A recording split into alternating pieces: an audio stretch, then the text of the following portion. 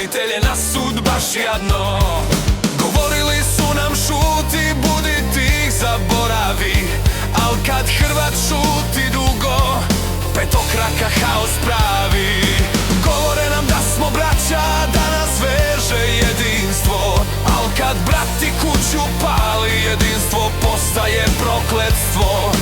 Njihovo bratstvo je laž koja košta, zato jednom treba ustati i glasno reći dosta. Jugoslavije više nema i neka joj ime trune, jer mi nismo bili roblje da nam drugi pravdu krune. Ne treba nam njihovo bratstvo, imamo svoje.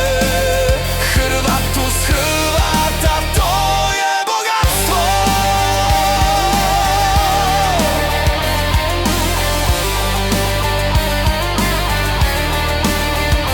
Rat je prošao, al se pamti tko je stajao prvi, kad je trebalo ginut, tko je dao krvi. Najlakše je danas pričati sigurnih fotelja, branit nam znakovlje, braniti nam pjesme, pusta vam želja.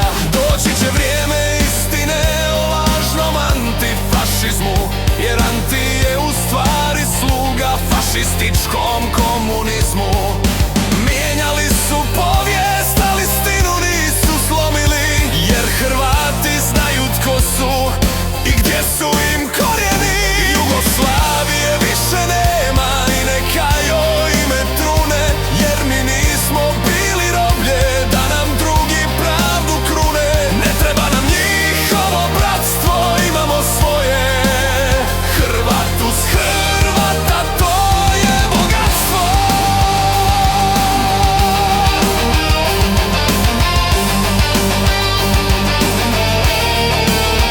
Ovo je naša zemlja, ovdje naše srce živi, u njoj su kosti naših mrtvih, natopljena hrvatskom krvi.